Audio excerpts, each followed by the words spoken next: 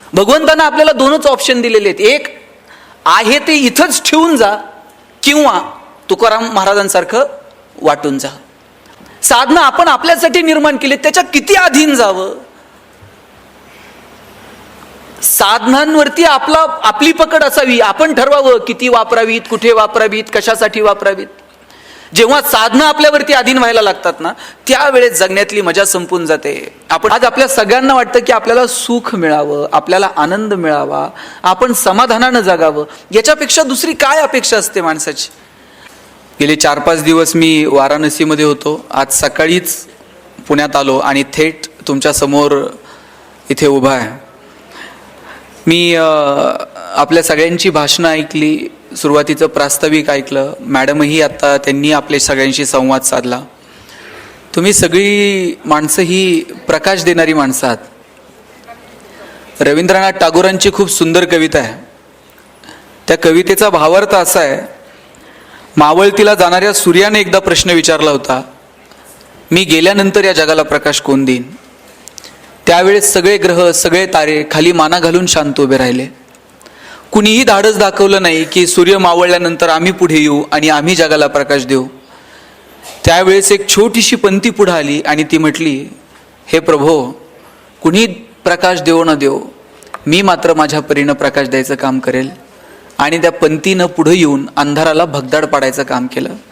मला वाटतं सूर्य मावळल्यानंतर या जगाला प्रकाश देण्याचं काम जर कुणी केलं असेल, नाही सूर्य बनून आपल्याला जगाला प्रकाश देता यायचा, पण आपल्या आपल्या गावात, आपल्या आपल्या कार्यक्षेत्रात आपण जगाला प्रकाश देण्याचं काम करत आहात. त्याबद्दल मी पहिल्यांदा आपणा सर्वांचं मनापासून कौतुक करतो. ज्ञानोबांनी सांगितलं, दुरितांचे तिमिर जाओ, विश्व स्वधर्म सूर्य पाहो, आणि मग काय असेल ते जो जे वांछिल तो ते लाहो प्राणी जात. ज्ञानेश्वरी आपण सगळ्यांनी वाचली असेल. सगळी जरी वाचली नसली तरी पसायदान त्यातला आपल्या बहुतांशी लोकांच्या पाठ आहे. आणि त्यातली आपल्या सगळ्यांची आवडती ओवी जर कोणती असेल तर जो जे वांछील तो ते लाहो प्राणी जात. माऊलींनी थेटच सांगून टाकितलंय, हो, ज्याला ज्याला जे जे हवंय ते मिळू दे. याच्यापेक्षा आणखी काय हवं असतं. परंतु माऊलींनी त्याच्या अगोदर सुंदर मेक मारून ठेवली आहे, ज्याला ज्याला जे जे हवंय ते मिळेल. पण कधी मिळेल. दुरितांचे तिमिर जाओ, विश्व स्वधर्म सूर्य पाहो, आणि मग जो जे वांछील तो ते लाहो प्राणी जात. माऊली सांगतात की अंधार दूर होऊ दे, तिमिर दूर होऊ दे, अज्ञान दूर होऊ दे, विश्वरूपी सूर्याचा उदय होऊ दे, आणि मग ज्याला ज्याला जे जे हवंय ते मिळू दे. मला वाटतं की आपल्या आयुष्यातला अंधार दूर झाला, अज्ञान दूर झालं, तिमिर दूर झालं की मग आपल्याला जे जे हवंय ते मिळणार आहे, असं ज्ञानोबा माऊलींनी सांगितलंय. आज आपल्याला सगळ्यांना कशाची अपेक्षा आहे. आज आपल्या सगळ्यांना वाटतं की आपल्याला सुख मिळावं, आपल्याला आनंद मिळावा, आपण समाधानानं जगावं. याच्यापेक्षा दुसरी काय अपेक्षा असते माणसाची. लहानपणी आपण आईसोबत मंदिरात जायचो. आई काय म्हणायची, देवासमोर हात जोडा आणि म्हणा, देव बाप्पा कशात ठेव, सुखात ठेव. आम्ही आमच्या आजोबांसोबत जायचो. आजोबा सांगायचे, देवासमोर हात जोडा आणि म्हणा, देव बाप्पा सुखात ठेव. सुख या शब्दाचा अर्थही नीटसा कळत नव्हता. तेव्हापासून तर आयुष्याच्या शेवटच्या श्वासापर्यंत आपल्या सगळ्यांची अपेक्षा असते, देवानं सुखात ठेवावं, आपण आनंदी राहावं. जगात असं कोण आहे का की ज्याला वाटतं की आपल्याला दुःख मिळावं. हा, 2-5 लोक असतील की ज्यांनी भगवंताकडे दुःख मागितलं, पण त्यातही सुखाची अपेक्षा होती. कुंती भगवंताला म्हणते, मला प्रचंड दुःख दे, पण तिला ठाऊक आहे की दुःखाच्या काळात कृष्ण धावून येईल आणि मग कृष्णाला पाहण्याचं सुख मिळेल. तुका म्हणे करी फकीराचे परी, रात्रंदिस हरिनाम राहो मुखी. तुकाराम महाराज म्हणतात, भिकाऱ्याचं कर, फकीराचं कर, दारिद्र्य दे, पण तुझा हरिनाम मात्र मुखात राहू दे. एकीकडे दुःख मागितलं, पण कुठे ना कुठे एक सुखाची, एक आनंदाची अपेक्षा प्रत्येकाला असते. आपल्या सगळ्यांना आनंदी राहायचंय, खरंच राहायचंय. मला एक सांगा, आपल्याला आनंदी राहायचंय का आपण आनंदी आहोत हे जगाला दाखवायचंय. राहायचंय खरं. मग आनंदी राहणं खूप सोपं आहे. आपली गडबड कुठे माहितीये का, आपल्याला आनंदी राहायचं नाहीये, आपण आनंदी आहोत हे जगाला दाखवायचंय. तुम्ही बघा, 10-20 लाख रुपये खर्च करून आपण परदेशात ट्रिपला जातो, तिथं काही बघतच नाही तो माणसं. फोटो काढताय, स्टेटसला ठेवताय, फोटो काढताय, स्टेटसला ठेवताय. बरं, आता स्टेटस ठेवायची सुविधा आहे, ठेवलं तर त्यात वावगं काहीच नाही. पण खरं दुःख कुठे आहे माहितीये का? ज्याच्यासाठी स्टेटस ठेवलं त्यानं जर बघितलं नाही ना, सगळ्या ट्रिपचा खर्च वायाला गेला, ही अशी भावना होते माणसाची. मग अडचण कुठे? आनंदी राहायचं सोपं आहे हो, पण आनंदी आहोत हे जगाला दाखवण्यासाठी जी गडबड चालली आहे ना, तिथे सगळं अवघड आहे. साधनं वाढत गेली पण आनंद किती होरपळत गेला. आपण थोडंसं शोधून बघूयात. पूर्वी संवादाची साधनं कमी होती हो. माणसं थेट एकमेकांशी जाऊन बोलत होती. फार लांबच्या अंतरावर असतील तर पत्र पाठवत होती, पत्राची वाट पाहणं होतं. पोस्टमन जर पत्र घेऊन आला आणि आईनं जर ते पत्र वाचलं, आई पोस्टमनला म्हणायची, बस बाबा चहा घेऊन जा. संवादात मजा होती, संवादाची साधनं नव्हती. आता संवादाची साधनं अपार आहेत, पण संवाद कधी संपला हेच कळलं नाही. मोबाईल तुमच्या माझ्या हातात आलेलं किती सुंदर साधन आहे. विदिन अ सेकंद तुम्ही जगापर्यंत पोहोचता. पण त्याचा इतका अतिरेकी वापर सुरू झाला की त्याचे दुष्परिणाम आता पाहायला मिळाले. ज्यानं मोबाईलचा शोध लावला त्याचं परवाचं स्टेटमेंट आहे, पश्चाताप झाला मला हे गॅझेट तुमच्या सगळ्यांसमोर आणून. वय वर्ष 0 ते 11 वयोगटातल्या लाखो मुलांचे डोळे निकामी झालेत, एवढा त्यांचा स्क्रीन टाइम वाढलाय. मैदानावरती जाऊन खेळायला पोरं तयार नाहीत. घरातून पोरं मैदानावरती जातात आणि तिथे बसून मोबाईलवरती गेम खेळतात. 2-2, 2.5 वर्षाच्या पोरांच्या हातात तुम्ही मोबाईल देऊन टाकले. आणि बाप असं कौतुकानं सांगते ना चौकात, मला कळत नाही ते त्याला कळतंय म्हणते मोबाईलमध्ये. ताई मला सांगा, मूल रडायला लागलं, लहानपण तुमचं मूल लहान असतं, रडायला लागलं, रडायला लागल्यानंतर तुम्ही काय करायचं? त्या मुलाला जवळ घ्यायचं आणि जवळ घेतल्यानंतर ते मूल रडणं थांबवत होतं. ते जवळ घेतल्यानंतर ते का रडणं थांबवायचं माहितीये? आईच्या गर्भात असताना त्या पोरानं पहिल्यांदा काय ऐकलंय? आईच्या हृदयाचे ठोके ऐकलेले आहेत. त्याला ते इतके परिचित आहेत 9 महिने की त्याला जवळ घेतल्याबरोबर आई त्या बाळाला कळतं की अरे माझी आई आहे, आणि ते पोरगं रडणं थांबवत होतं. आता मला सांगा, मूल रडायला लागल्यावर आई काय करते? आता हे मी सांगितलं का कुणी सांगितलं? आई मोबाईल काढते आणि पोराच्या हातात देते, आणि पोरगा असलं पुढचं आहे, मोबाईल हातात आल्याबरोबर रडायचं थांबते. आईच्या स्पर्शाची जागा जर मोबाईलच्या स्पर्शाने घेतली असेल तर हा कुणाचा पराजय? विज्ञान तंत्रज्ञानाचा विजय आहे का मातृत्वाचा पराजय? हे ठरवण्याची वेळ आली आहे. आतापर्यंत मी एवढंच सांगत होतो भाषणात. काल मी येताना प्रवासात पाहिलं, म्हणजे आईनं जवळ घेतल्यानंतर मुलांना रडणं थांबवणं ही पहिली पायरी होती.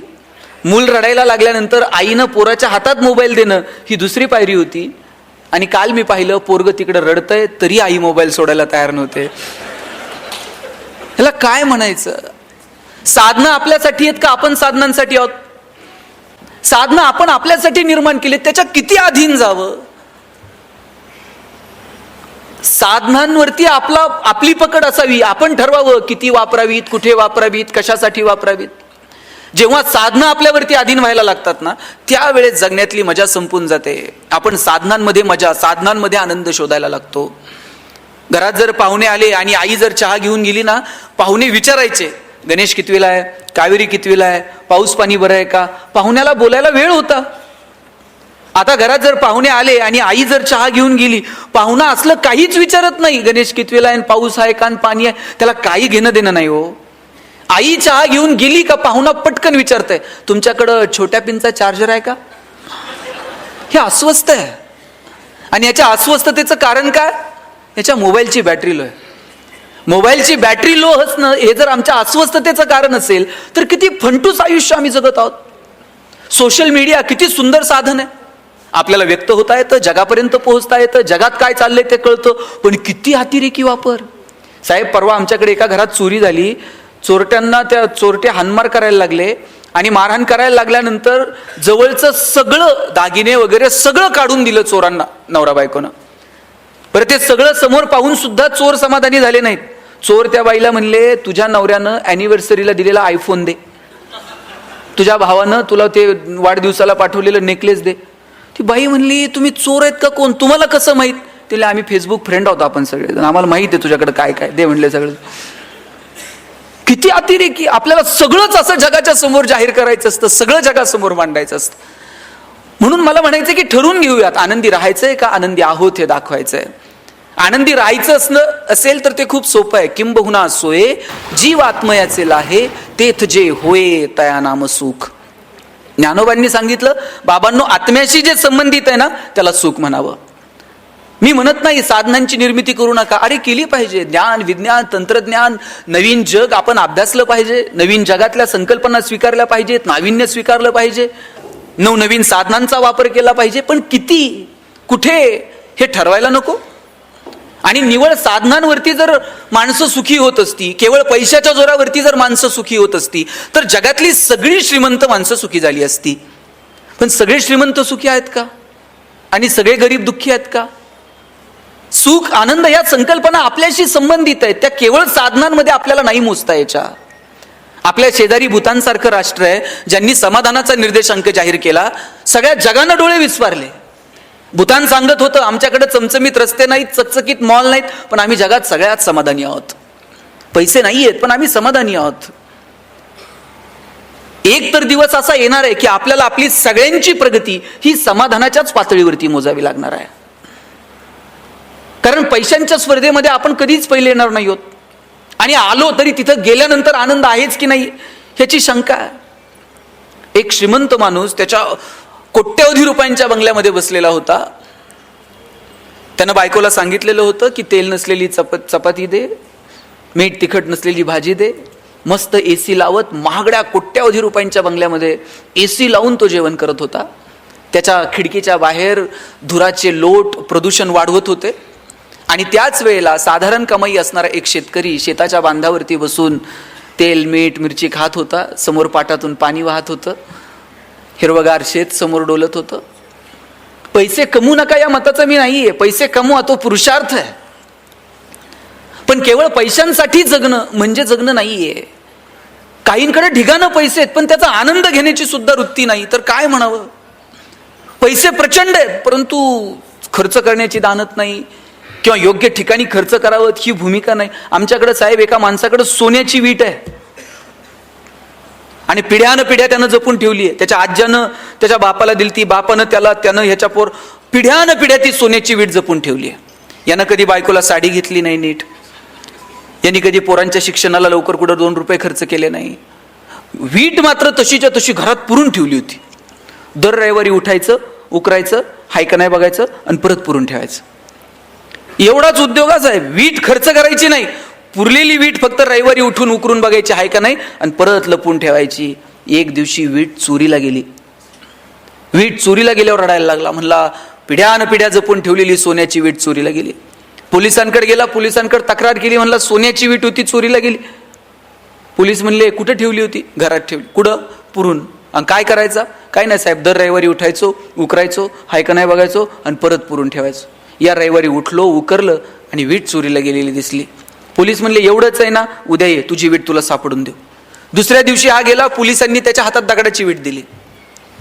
दगडाची वीट दिल्यानंतर म्हणलं चेष्टा करता का, माझी सोन्याची वीट होती, तुम्ही दगडाची दिली. पोलीस म्हणले तुला काय घेणं आहे दगडाची असून आहे तर सोन्याची? घरी जायचं,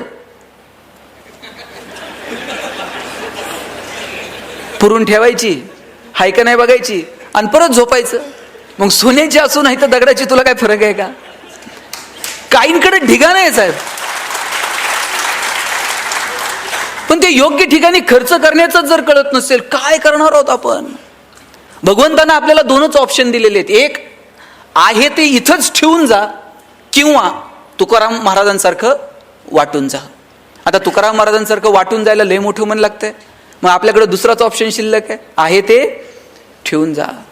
एकही रुपयावरती घेऊन जाण्याची सुविधा नाही. आणि असती तर आपण सोयीनं गेलो असतो का?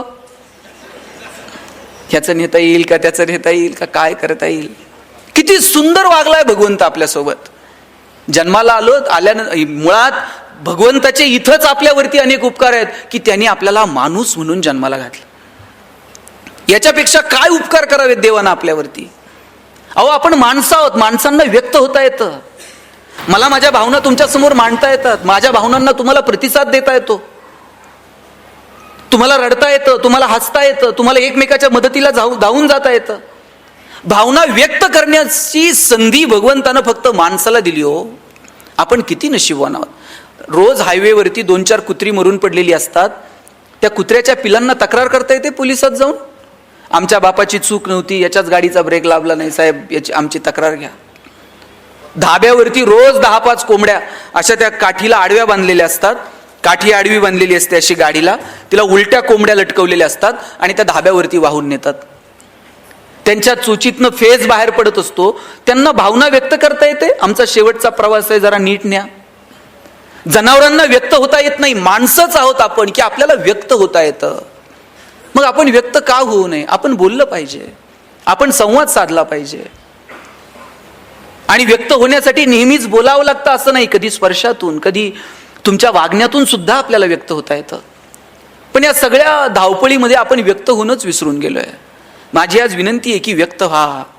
मगाशी आम्ही जेवायला बसलो आणि आपल्याकडनं फोन येत होते की लवकर या. मी साहेबांना म्हटलं की 10च मिनिटात टिफिन संपवतो, आज संपवला पाहिजे, नाही संपवला तर परत उद्या टिफिन मिळणार नाही. बायकोनं दिलेला टिफिन चवीनं खाणं हा सुद्धा प्रतिसादच आहे, तिनं सकाळी उठून तुमच्यासाठी केलेल्या टिफिनसाठी.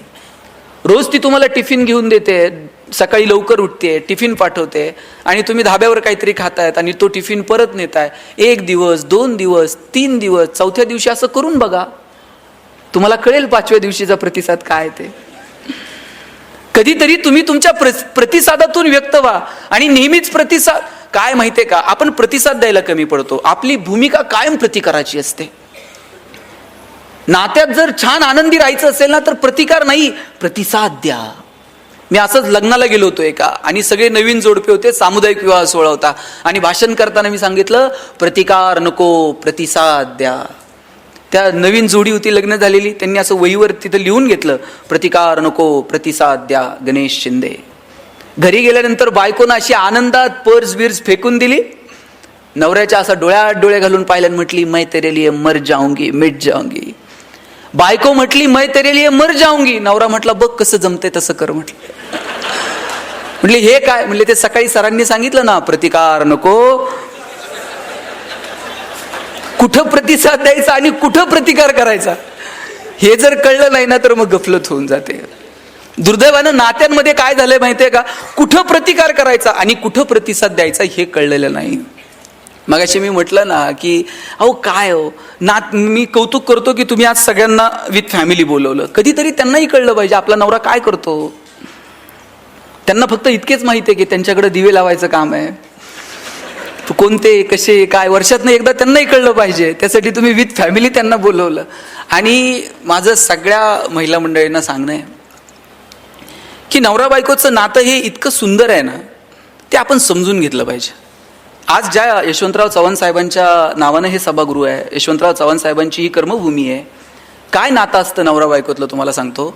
चव्हाण साहेबांना मूल झालं नाही, चव्हाण साहेबांनी वेणूताईंना पत्र लिहिलेलं होतं की वेणू आपल्याला मूल होऊ शकत नाही, तू वेणूताईंनी चव्हाण साहेबांना पत्र लिहिलं होतं, साहेब आपल्याला मूल झालं नाही, तुम्ही दुसरं लग्न करा. चव्हाण साहेबांनी परत पत्र लिहिलं वेणूताईंना, तुझं पत्र मला मिळालं, तू सांगितलेली संकल्पनाही मी वाचली, पण वेणू ज्या दिवशी तुझ्यासोबत मी फेरे घेतले तेव्हापासून तर शेवटच्या श्वासापर्यंत यशवंतराव वेणूसाठी आणि वेणू यशवंतरावासाठी परत असं पत्र मला पाठवू नको. यशवंतराव चव्हाण कितीतरी वेळा वेगवेगळ्या परदेशी दौऱ्यावरती गेले आणि एकदा परदेशी दौऱ्यावरती जाताना वेणूताईंना ते म्हटले, कधीच मी तुझ्यासाठी काही आणलं नाही, कधी दागिने आणले नाही, कधी साडी आणली नाही, पुस्तकं सोडून मी काहीच कधी खरेदी केलं नाही. आता या दौऱ्यावरती मी जाणार आहे, तुझ्यासाठी काय घेऊन येऊ. यशवंतराव चव्हाणांचीच ती पत्नी पुढे आली, हातावर हात ठेवला आणि वेणूताई म्हटल्या, काही नाही, लवकर आणि सुखरूप परत या, याच्यापेक्षा दुसरं काही नको. काय असतो नात्यांमध्ये. आणि नाती जपायला फार पैसे लागतात, आनंदानं राहायला महागडी गिफ्ट द्यावी लागतात, असलं कुणी सांगितलंय. ह्या बायका इतक्या भोळ्या आहेत, त्यांना गिफ्ट काही लागत नाही. मी आज पहाटे 5 वाजता उतरलोय आणि थेट इकडे आलोय. इथून परत घरी जायला रात्री 11-12 होणार आहेत. 12 वाजता कोणती बायको प्रेमानं दार उघडेल, वा वा वा वा एवढ्यात 12 वाजता आलायत, या स्वागत, असं होतंय का. 100% बायको रागातच दार उघडत असते. ती रागवल्यानंतर आपणही आवाज वाढवायचा असं असतं का. तिनं जर रागात दार उघडलं ना, तुम्हाला म्हणून सांगतो, तुम्ही असं 30 सेकंद फक्त तिच्याकडे राजेश खन्नासारखं बघायचं आणि एक डायलॉग मारायचा, तू ये म्हणून संसार चाललाय, नाही तर माझ्याच्यानं काय खरं आहे का. ती अख्ख्या कॉलनीत सांगते 1 नंबर नवरा भेटलाय म्हणते. काय लागतो? देवकांत साहेब तुम्ही प्रयोग करून पहा. आज कौतुक करायला धाडच लागतं गायकवाड साहेब. हे काय सोपं काम नाहीये. मी असंच एका भाषणात म्हटलं बायकोचं कौतुक करा. 4 लोक भांडायला आली माझ्याकडे. मला म्हटले एकतर आमची बायको कार्यक्रमाला होती आणि तुम्ही असलं काय काय सांगत असताय, कौतुक बितुक करा. म्हटलं अडचण काय, तुला कौतुक करायला काय अडचण आहे? म्हटलं मला कौतुक करायला अडचण नाही, तिला ऐकायला येत नाही, त्याचं काय करू? म्हटलं मग दवाखान्यात घेऊन जा.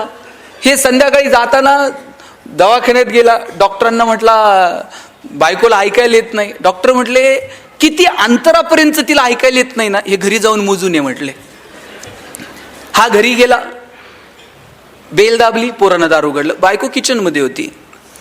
किचन मध्ये बायको हा यानं दारातूनच आवाज दिला, अगं भाजी काय केली? तिकडून काहीच प्रतिक्रिया नाही. याला कळलं हॉलच्या दारातून ऐकायला येत नाही. थोडासा हॉलमध्ये पुढे गेला, सोफ्यावरून आवाज दिला, अगं भाजी काय केली? किचन मधून काहीच प्रतिक्रिया नाही. याला कळलं प्रकरण गंभीर आहे, हॉलमधून पण ऐकायला येत नाही. किचनच्या दारातून आवाज दिला, भाजी काय? काहीच प्रतिक्रिया नाही. शेवटी बायकोच्या मागं जाऊन उभा राहिला आणि कानात ओरडला, अगं भाजी काय केली? बायकोनं हातातली कढई अशी दंदिशी आदळली. म्हणली 4 वेळा सांगितलं ना तुला बटाट्याची केली म्हणून.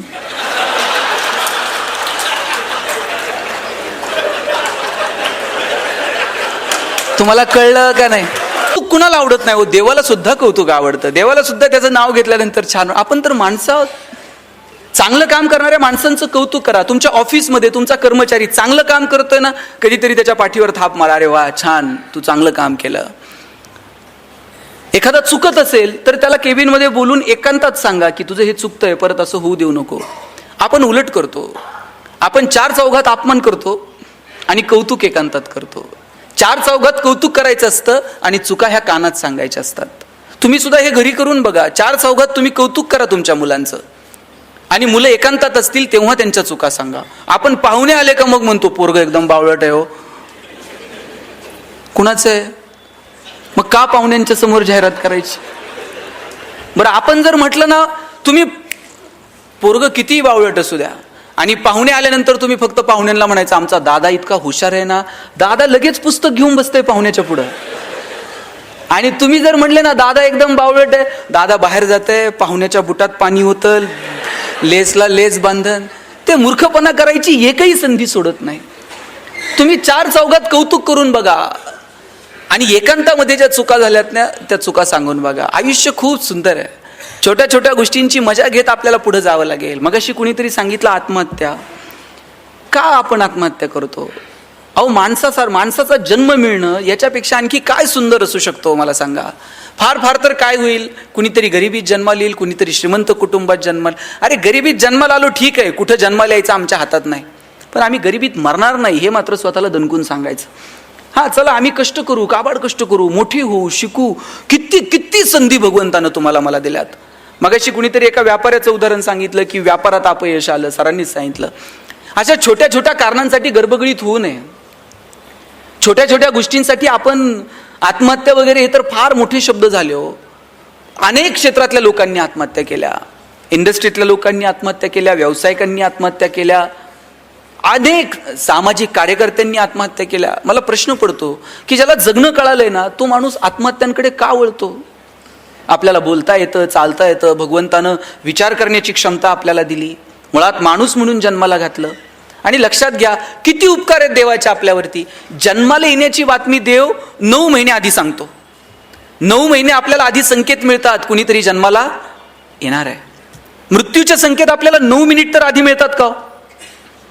आणि समजा 9 महिने आधी आपल्याला पत्र आलं असतं, हा तुमचं आवरलंय आता उरकून घ्या, पत्र आल्याबरोबर लोक गेली असती साहेब.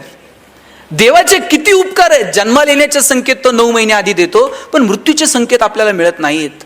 आपण सगळेजण जाणार आहोत, पण आपल्याला माहित आहे का आपण कधी जाणार आहोत? नाही. आणि म्हणून तर आपण आनंदात राहू शकतो. एका स्मशानभूमीवरती सुंदर वाक्य लिहिलेलं होतं, मेरी मंजिल बस यही तक थी, मैंने आते आते जिंदगी गुजारली. आपल्याला सगळ्यांना तिथे जाऊन पोहोचायचंय. तिथं जाईपर्यंत आनंदानं जगू. तिथं जाईपर्यंतचा प्रवास इतका मस्त असला पाहिजे, जगाला आपलं कौतुक वाटेल की नाही मला माहित नाही, आपलं आपल्याला कौतुक वाटलं पाहिजे. तुकाराम महाराज निघाले आणि एकाने विचारलं, महाराज तुम्ही निघाले, काय मिळवलं तुम्ही आयुष्यात? ग्रंथ लिहिले, अभंग लिहिले, काय मिळालं काय आयुष्यात? तुकाराम महाराज म्हटले, कौतुक वाटे झाली या वेचाचे.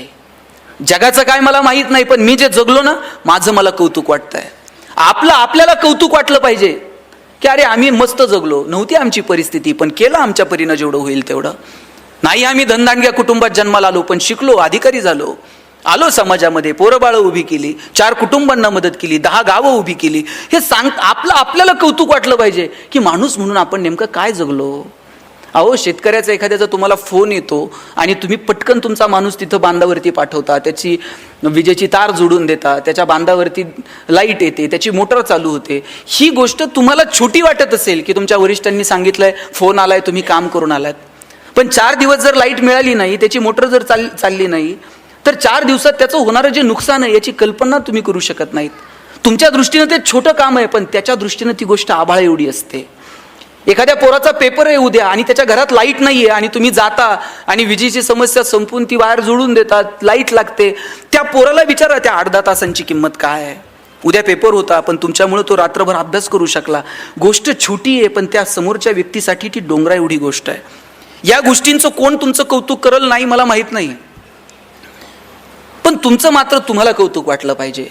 रोज मृत्यूशी सामना, रोज फील्डवरती तुम्ही काम करणारी माणसात, रोज विजेच्या तारांशी तुमचं खेळणं आहे, वरती त्या खांबावरती चढणं आहे. ह्या गोष्टीचं तुम्हाला कौतुक वाटलं पाहिजे. आणि विशेष म्हणजे महिलांना माझं सांगणं आहे की तुमच्या नवऱ्याच्या कामाचं तुम्हाला कौतुक वाटलं पाहिजे की अरे आपला नवरा जे काम करतोय हे समाज हिताचं आहे, हे देशाच्या हिताचं आहे, हे एखाद्या गावाच्या हिताचं आहे, एखाद्या कुटुंबाच्या हिताचं आहे. त्याचा अभिमान तुम्हाला वाटला पाहिजे. तुम्ही तुमच्या पोरांना तुमच्या नवऱ्याची गोष्ट सांगितली पाहिजे की राजा तुझ्या बाबांना हे असं केलंय, तुझे वडील हे काम करतात, याचा अभिमान बाळग.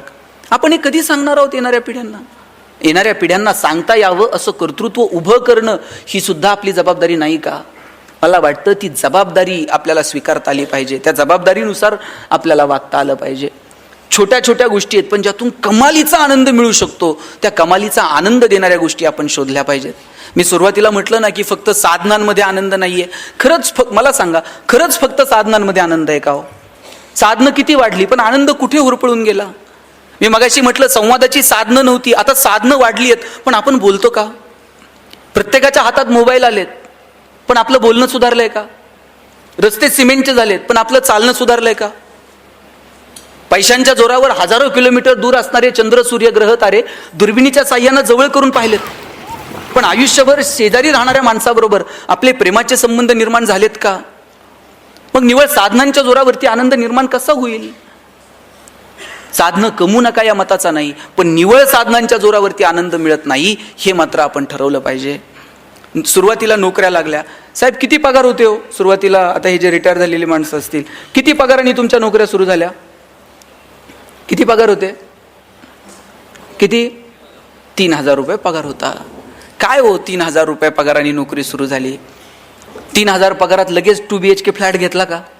एका खोलीतून संसार सुरू. माझे वडील मुख्याध्यापक म्हणून रिटायर झाले, 15,000 रुपये पगार होता.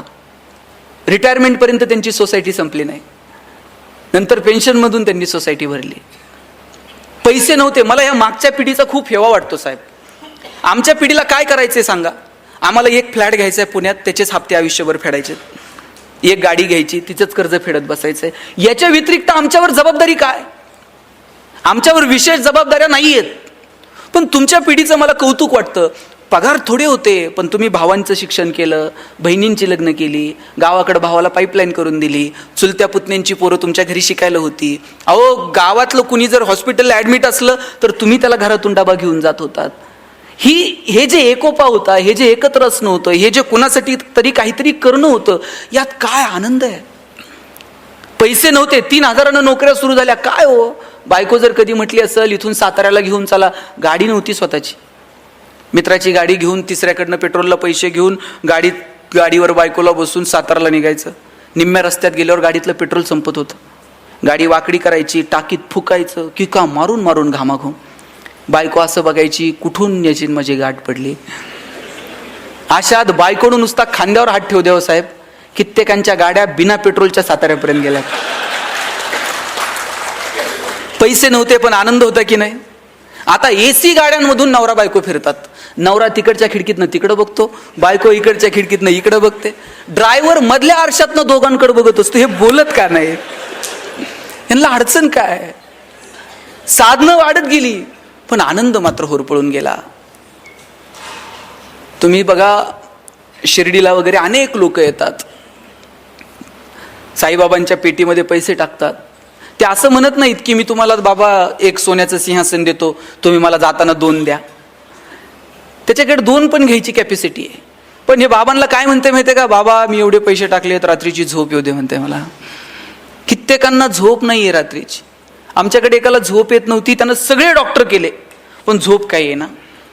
डॉक्टरला म्हणलं डॉक्टर काही करा, पण डॉक्टर म्हणले बाबा माझे इलाज संपले, तू आणखी दुसरा डॉक्टर बघ.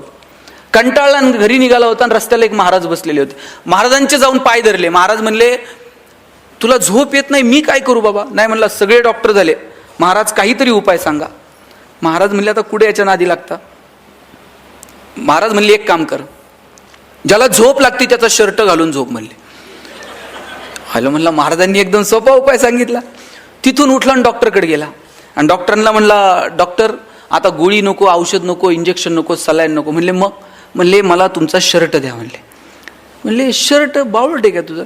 ते म्हणले अहो मला महाराजांनी सांगितलंय ज्याला झोप लागती त्याचा शर्ट घालून झोपत जा.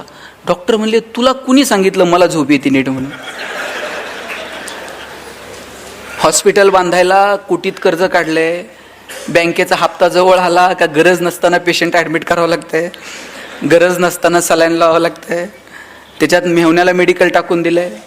ते मेहुण्यालाच द्यावं लागतं साहेब, अलिखित नियम आहे. महिना अखेरला आमची भांडणं, वादावधी, अजिबात झोप नाही. उठ म्हणले दोघं मिळून शोधू कुणाला झोप लागते. दोघं मिळून एका इंजिनियरकडे गेले. म्हणले बाबा तुला झोप येते का? इंजिनियर म्हणला 6 महिने झाले पालिकेत बिल अडकलंय, ह्या टेबल. उठ म्हणले चल. 25 जण गोळा झाले पण एकाला सुद्धा झोप लागत नव्हती. शेवटी एका पुढाऱ्याकडे गेले. म्हणले बाबा तुला तर लागत असेल, आता आमचं दुखणं काय सांगायचं आहे म्हटला कधी कोण मुख्यमंत्री बदलल आणि कधी कोण सत्तेवर येईल आणि कधी कोण गुवाहाटीला जाईल आणि कधी कोणाला तिकीट मिळेल, काही सांगू शकत नाही म्हटला. सगळं काहीच शाश्वत नाही, आमच्या इतकं तर दुःखी आणि संकटात कोण नाही म्हटले. त्यांनी मग साहेब एक करा, तुम्ही आमच्यासोबत चला, आपण शोधू कुणाला झोप लागते. 25 जण गोळा झाले पण एकाला सुद्धा झोप लागत नव्हती. शेवटी सगळेजण दमले आणि एका शेताच्या बांधावर जाऊन बसले. म्हणजे जरा दम खाऊ आणि संध्याकाळी परत शोधाशोध सुरू करू. एक शेतकरी नांगरत होता, धोतर गुंडाळलेलं, अंगात शर्ट नाही, घामाघूम झालेला. नांगरून झालं, बैला आंब्याला नेऊन बांधली, पळत पळत गेला, विहिरीत उडी मारली, बाहेर आला, अंग पुसलं, बायकोनं दिलेलं गाठोडं सोडलं, 2 भाकरी दुधात चुरून खाल्ल्या, पायातली चप्पल उशाला घेतली आणि 1 मिनिटात घोरायला लागला. हे 25 जण म्हणले सापडला की ज्याला झोप लागते म्हणून. यांनी असा गदा गदा हलून उठवला. म्हणले अशीच झोप लागती? शेतकरी म्हणला आजच शेड्यूल आहे म्हणला आपला. संध्याकाळी म्हणला सूर्य उतरायला खाली उशीर, वजभर गवत कापलं, घेऊन गेले, जनावराला खाऊ घातलं, सगळं म्हणला एकदम ओके. तुम्ही ते ओके तिकडे नेऊ नका. हे 25 जण म्हणले आमच्यावर एक उपकार करशील? म्हणले काय? म्हणले आम्हाला 25 जणांना तुझा एक शर्ट देशील का? हे हसायला लागलं. म्हणला 25 जणांना एक आणि माझ्याकडे नुसता एक असता असा उघडा नांगरीत बसलो असतो काय? म्हणला काल शर्ट म्हणला अवताला गुतला, अजून शिवला नाही, एक शर्ट नाही तुम्हाला 25. किती कौतुक आहे हो. देवानं काय वागावं आपल्यासोबत. ज्याच्याकडे ढिगानं शर्ट आहे त्याला रात्रीची झोप नाही आणि ज्याच्याकडे एक शर्ट नाही ते दगड उशाला घेतलं तरी झोपताय. सुख आनंद या संकल्पना निवळ पैशांशी संबंधित नाहीत. पैसे कमवा पण त्याचा आनंद घ्या, त्याचा उपभोग घ्या. आपल्या हातामध्ये देण्याची दानत असायला हवी. विंदा करंदीकरांची खूप सुंदर कविता आहे. देणाऱ्यानं देत जावं, घेणाऱ्यानं घेत जावं आणि घेता घेता एक दिवस देणाऱ्याचे हात घ्यावेत, म्हणजे असे कोपरापासून तोडून नाही घ्यायचे, तर त्याच्यामध्ये जी देण्याची दानत आहे ती थोडी तरी आमच्यामध्ये यावी. हिरव्या पिवळ्या डोंगरांकडून हिरवी पिवळी शाल घ्यावी, सह्याद्रीच्या कड्याकडून छातीसाठी ढाल घ्यावी, वेड्यापिशा ढगांकडून वेडेपिसे आकार घ्यावेत, मातीमधल्या प्रश्नासाठी पृथ्वीकडून हुंकार घ्यावेत, उसळलेल्या दर्याकडून पिसळलेली आयाळ घ्यावी आणि शांत वाहणाऱ्या भीमेकडून तुकोबाची माळ घ्यावी.